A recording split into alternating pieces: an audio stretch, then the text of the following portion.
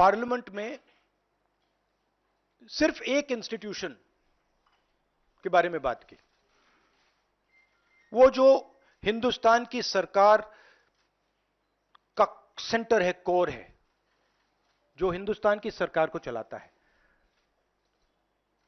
Cabinet secretary and secretaries. और उसमें मैंने एक छोटा सा सवाल पूछा। प्रधानमंत्री कहते हैं कि वो ओबीसी के लिए बहुत काम कर रहे हैं। अगर प्रधानमंत्री इतना काम कर रहे हैं तो 90 में से सिर्फ 3 लोग ओबीसी कम्युनिटी क्यों हैं? पहला सवाल। मैंने यही एनालिसिस बजट को देख के की कि भैया पूरा हिंदुस्तान का बजट क्या है और ये जो ओबीसी ऑफिसर्स हैं ये इस बजट में से कितना कंट्रोल कर रहे हैं और क्या कंट्रोल कर रहे हैं। आदिवासी क्या कंट्रोल कर रहे हैं, दलित क्या कंट्रोल कर रहे हैं। ओबीसी हिंदुस्तान के 5% बजट को कंट्रोल कर रहा है, ओबीसी ऑफिसर्स। तो मुझे बात समझ नहीं आ रही है।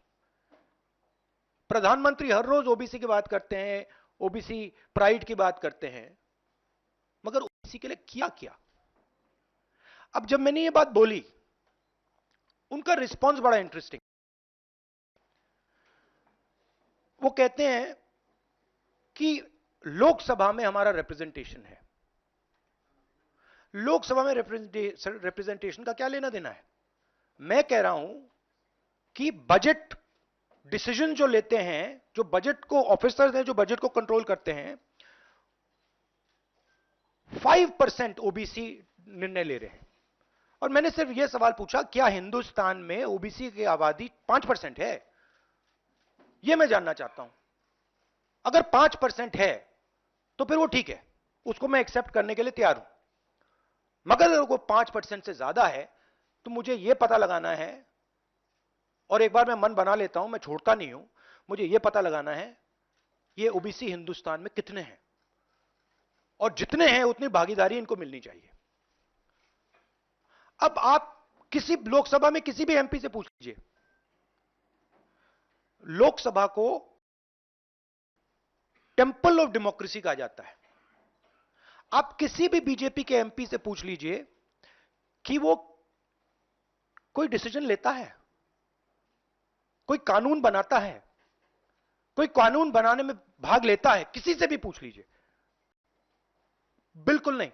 ना कांग्रेस का एमपी इस लोकसभा में, ना बीजेपी का एमपी, ना कोई और इंडिया का एमपी कोई डिसीजन लेता है।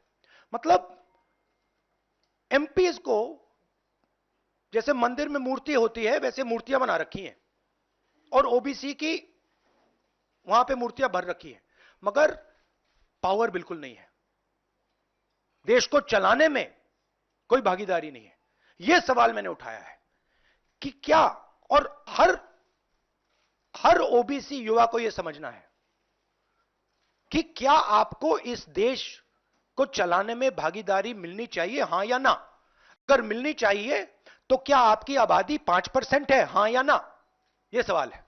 और डिस्ट्रैक्शन इस बात से हो रहा है, बीजेपी को ये जो 2 पॉइंट्स हैं, महिला आरक्षण वाले, डिलिमिटेशन और सेंसस,